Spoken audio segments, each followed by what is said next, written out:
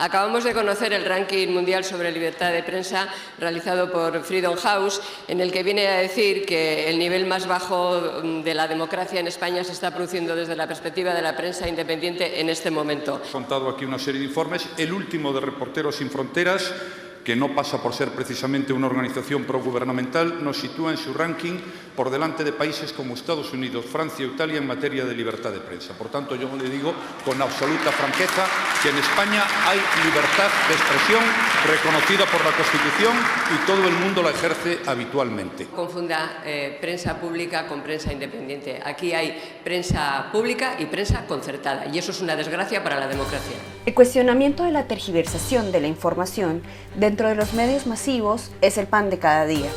Pero ¿qué sucede dentro de los medios independientes digitales que promueven tener esa prensa libre a la hora de informar? ¿Será que el clientelismo, la censura, la autocensura y la corrupción también influyen dentro de su línea editorial? Para comprender los matices que tiene la libertad de prensa, elegimos España, un país que ha pasado de la dictadura hasta la instauración de la democracia y en su dorso una crisis económica que ha afectado a todos los españoles, incluyendo a los periodistas. Hablamos con especialistas y periodistas que nos ayudarán a encajar este rompecabezas sobre el panorama de la libertad de prensa en España y el papel que están asumiendo aquellos medios independientes digitales frente a este tema. On World Press Freedom Day, I call for an end to all crackdowns against journalists, because a free press advances peace and justice for all. Un día antes de celebrarse el Día Internacional de la Libertad de Prensa este año, la Asociación de la Prensa de Madrid, en un comunicado, pidió a los políticos que cese la presión y las amenazas a las que se ven sometidos los periodistas. Así como la asociación, diferentes medios se manifestaron. Desde la mirada al pasado, el periodista y director de la Federación de Asociaciones de Periodistas en España, Jesús Picatoste, nos relata cómo hace 40 años dentro del franquismo había una cierta censura, donde afectaba desde el editorial hasta los escritos. Cuando salían las primeras galeradas, es decir, las pruebas de imprenta iniciales, había que mandarlas con un motorista al ministerio correspondiente para que los censores dieran el visto bueno a su publicación, que a veces daban el visto bueno y otras en muchas ocasiones te decían que tal reportaje de la página 7 había que suprimirlo, que el editorial no se publicara bajo ningún concepto o que había que cambiar un titular o una determinada respuesta en una entrevista. Mientras que el periodista Vicente Clavero, con más de 20 años de experiencia en el ejercicio periodístico, indica que la libertad de prensa en España no ha terminado y que dentro de su historia ha pasado por dos etapas. La primera en los coletazos y la segunda en la instauración de la democracia, donde surgieron otras causas que la limitaban. El posfranquismo, como el franquismo, aunque con distintos grados de dureza, pues se caracterizó por una falta de libertad de prensa, una falta de libertad de prensa dictada desde los poderes públicos y desde la ley.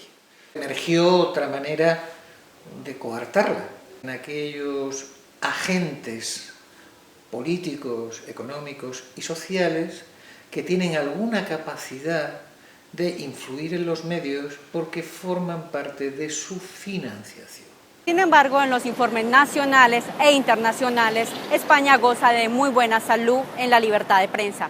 ¿Pero qué tan real es dentro de las salas de redacción? Los periodistas nos quejaremos sobre la censura o las presiones que recibimos, pero yo creo que España está a la cabeza de los países con libertad de prensa. En la actualidad, la ley protege la libertad de prensa y es un amparo para ejercer la profesión, según indica el periodista Fernando Valls. El artículo 20 de la Constitución es muy claro, protege la libertad de prensa, la libertad de información y es en España en el que nos amparamos para ejercer nuestra profesión.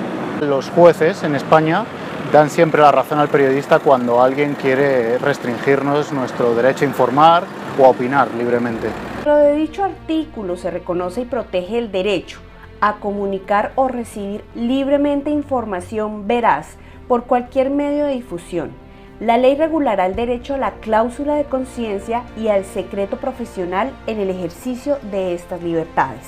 Además de tener el apoyo jurídico, desde el 2014 en España entró en vigor la Ley de Transparencia, que supone el derecho al acceso a la información, en especial para los medios de comunicación. La Ley de Transparencia es una ley bastante útil, única en España, porque hasta hace unos años no existía, pero en la que los periodistas nos apoyamos. Deberíamos ser más combativos con la Ley de Transparencia. Pero ¿qué sucede dentro de la práctica, ya que la prensa sigue fracturada? ¿Cuáles son las causas para que la libertad de prensa siga escrita en un papel, pero no precisamente desde las salas de redacción? Yo creo que es un error que cometemos por la famosa teoría de la agenda setting. Estamos tan preocupados por lo que pasa en el día o lo que va a pasar mañana que no nos paramos a ver dónde hay noticias interesantes o dónde hay informaciones interesantes. En este país ha habido atentados muy trágicos sobre empresas cuyo nombre no ha aparecido al día siguiente en los medios, porque esas empresas, que eran grandes anunciantes y siguen siendo de este país, se encargaron del día en que ocurrió el atentado llamar uno a uno a todos los medios de España, todos los medios medianamente importantes, claro, para decirle: ni se os ocurra nombrar. Desde hace ya bastante tiempo, desde hace años por lo menos en España, la principal dependencia de los medios tradicionales es económica o financiera. Y las barajas siguen moviéndose sobre si existe o no libertad de prensa en los medios de comunicación en España. Es evidente que el periodista en España sufre, padece presiones de todo tipo. El periodista tiene que superar esas presiones para ser independiente. Algunos lo conocen como medios independientes y otros como alternativos. Un lugar donde al parecer las empresas y la política no influyen y dicen luchar por una transparencia en su información. Con el auge del periodismo digital, entre el 2008 y 2013, se han creado nuevos medios de comunicación en España. ¿Acaso los medios independientes digitales están floreciendo como un modelo de negocio para sosegar la crisis o es una salida para divulgar la información periodística de forma independiente? Cuando nacemos en España como medio independiente hay que luchar contra gigantes que encima están jugando exactamente en tu mismo terreno. Pero después, para mí, el resto son todo ventajas. Son todo ventajas porque te da una flexibilidad a la hora de elegir temas. Sabemos que podemos hablar de lo que queramos, cuando queramos y con toda la libertad. Y que vamos a tener, si en el caso de haber algún problema, tenemos un equipo legal que se encarga de defender nuestra libertad de prensa. Jesús Maraña, director del medio independiente Infolibre, nos cuenta cómo después del cierre del diario El Público en papel, surge la idea de crear este medio con una línea editorial progresista e independiente. Infolibre, un medio digital español que nace desde esta época de crecimiento de nuevos medios, y uno de sus pilares es la autonomía. Después de una experiencia muy frustrante, fue un diario en papel, pero también con hoja de ruta digital, digamos, ¿no? El diario Público en papel, que cerró. Y entonces un grupo de periodistas de ese diario y de otros medios, sí, pues empezamos a reflexionar y a compartir a ver qué podemos hacer, ¿no? Y de ahí surge la idea. Estuvimos viendo, examinando un poco lo que había por ahí fuera, y encontramos el modelo de Mediapart, el diario digital francés Mediapart. Y fuimos a verlos, nos empapamos de su experiencia, su filosofía, y decidimos lanzarnos. El diario El Público tuvo que cerrar las puertas de su imprenta para no publicar más su ejemplar por no encontrar inversores para el medio. Las posibles causas, la profunda crisis en el sector publicitario y la transformación de la prensa escrita, un medio que pasó de ser un papel a ser digital. Bueno, los periodistas en España hemos pasado una gravísima crisis económica. Entonces esa crisis económica se refleja naturalmente en unos movimientos muy fuertes de carácter empresarial. Por eso está habiendo muchos despidos en infinidad de redacciones. La finalidad de Infolibre es garantizar autonomía en su línea editorial sin depender de terceros y solo de sus lectores.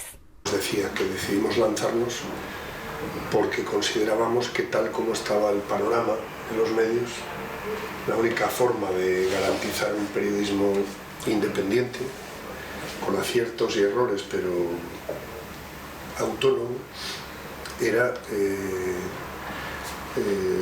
garantizar a la vez la propiedad del medio, la mayoría accionarial en manos de los periodistas y la dirección editorial también, es decir, que solo dependiéramos de los lectores, no de empresas, bancos. El medio Infolibre se caracteriza por su modelo de negocio, siendo el pionero en los mercados digitales. Su modelo consiste en suscriptores que pagan por algunos contenidos, garantizando la sostenibilidad del periodismo en Internet. Creemos que por ahí van las cosas con el modelo que sea, no decimos que el modelo válido sea nuestro, sino que cualquier modelo que sostenga el valor de la información y dependa de los lectores, por ahí creemos que se garantiza la sostenibilidad del periodismo en Internet. En el caso de Infolibre y el diario.es no tiene esa necesidad de la búsqueda a cualquier precio del clic. Pero bien es cierto que una parte de sus recursos sí dependen de que tenga mucho tráfico, porque también llevan publicidad. A mí me parece una fórmula buena de contrarrestar el peso que tiene la publicidad en la financiación, el encontrar otras vías, me parece buena. Creo que está por ver si efectivamente los resultados acompañan de una manera estable, y para eso se requieren años. Joaquín Sotelo, miembro del Observatorio de los Informativos de Televisión, Análisis de Contenido en la Nube, indica que dentro de estos medios siempre existirá censura. En este tipo de medios también puede haber censura, porque libertad absoluta yo pienso que no hay. Siempre va a haber anunciantes, siempre vas a necesitar a alguien que sostenga ese negocio y que sea un gran anunciante, o que sea algún banco, o que sea un mecenas o un sponsor, o como quieras llamarlo. Por lo tanto, siempre va a haber un soporte, ¿no? Y habrá temas que no puedas tocar. Aparte de la economía, ¿qué más factores podrían influir dentro del medio? Se produjo una especie de tormenta perfecta, ¿no? La crisis de credibilidad de los medios y de la prensa, que tienen muchos factores de origen, pero que en cualquier caso lleva a la misma conclusión que la crisis política, que a mi juicio es de credibilidad también, ¿no? La gente llega a la conclusión de que los políticos no toman decisiones autónomas, sino que dependen de otros poderes, y llega a la conclusión también el público, los lectores, los ciudadanos, al fin y al cabo, llegan a la conclusión de que los medios, los periodistas, no tomamos decisiones autónomas, sino que dependemos de otros poderes.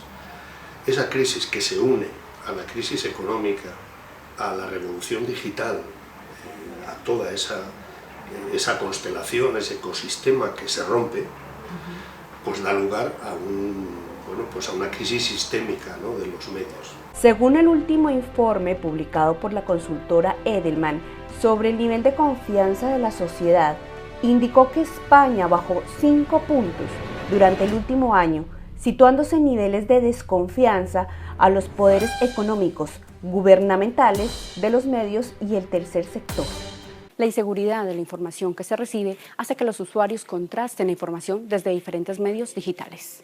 En algunos casos no, porque cuando veo alguna información pues ya me busco apenas por Google a ver si es verdad o no, y en algunos casos no es muy cierta. Es increíble que en España, por ejemplo, cuando coges El Mundo y El País, que he mencionado antes, la misma noticia está contada de distinta versión. Entonces, la verdad yo creo que es única, ¿no? Sobre todo cuando es un acontecimiento que ha pasado, que al final solo ha pasado una cosa. Por ejemplo, hay un accidente, pues El Mundo te lo cuenta de una forma y El País de otra. O en política, por ejemplo, se nota muchísimo más.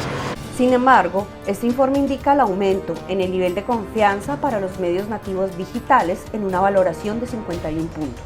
Para ejercer un periodismo independiente en la nueva realidad, que es la realidad digital, hay que intentar una fórmula, un sistema, un modelo que garantice la independencia, pero no por una cuestión solo de vocación como periodista, sino que es que algunos lo contemplamos como la única posibilidad también de supervivencia del periodismo, es decir, de modelo de negocio. En España, eso lleva a la conclusión que para ejercer un periodismo independiente en la nueva realidad, ¿qué es la realidad digital?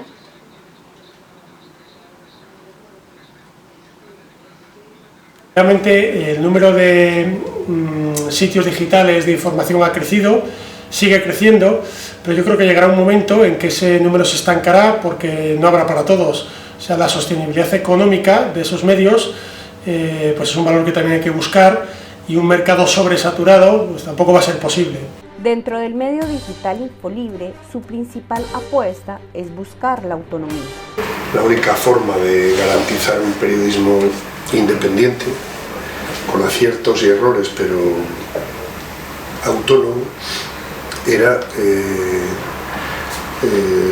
garantizar a la vez la propiedad del medio. En esa búsqueda idónea de la libertad de información y el ejercicio periodístico, ¿el escenario de los medios alternativos es realmente independiente? Y que nada puede afectar a nuestra opinión por mucho que sean anunciantes o por mucho que haya cualquier tipo de relación comercial. Probablemente libertad absoluta no haya en ningún sitio. En España existe libertad de prensa desde el punto de vista legal, es decir, sobre el papel, pero en la práctica hay muchos condicionantes que la matizan, la atenúan o la ponen en peligro. Habrá la censura que cada cual se quiera atribuir, empezando por la censura personal, que es la tendencia ideológica que uno tenga.